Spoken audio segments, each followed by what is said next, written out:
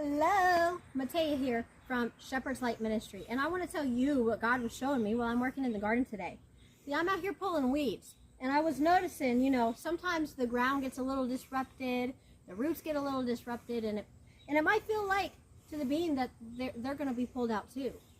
But you know what God showed me? This is an example of what He does when He's pruning our lives and He's removing people and certain things and certain desires out of our lives. It feels kind of like what are we going to do, and how is things ever going to be the same again?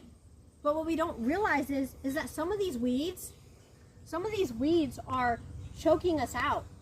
Some of these desires in our lives are choking us out. Some of these people in our lives are taking all the nutrients away from us, and they need removed so that we can breathe again, so that we can have life again, so that we're not being choked out and weeded out by the cares of this world.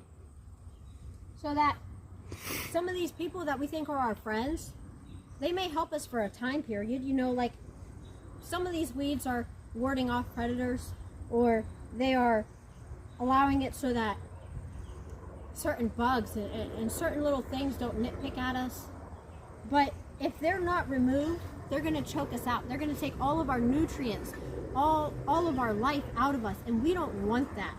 And that's exactly what happens when God starts pulling those weeds, when God starts removing those desires from us. It's so that we can be free. It's so that we can grow and expand. Because if I don't remove the weeds from this little one, it's never going to grow to be this big. I've removed weeds from this one a couple of times, and look how big it's getting. It's getting huge, and it's producing so much more fruit. Well, in this case, green beans. But it's producing so much more because the weeds have been removed. But if I let those weeds keep growing, they're going to overtake, and they're going to destroy, and they are going to suffocate it so that it doesn't produce the fruit God wants it to produce. See, Galatians chapter 5 teaches us that we need to have the fruit of the Spirit. We can't have the fruit of the Spirit if we don't go back those couple verses and remove the anger and the envy and the strife, the pornography, the sexual addiction. If we don't remove those negative things,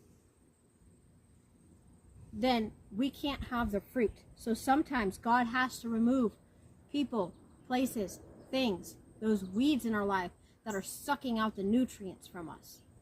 So I just want to encourage you today that when God's removing things, that you allow it to happen, and you mentally remind yourself that God's doing this for your good.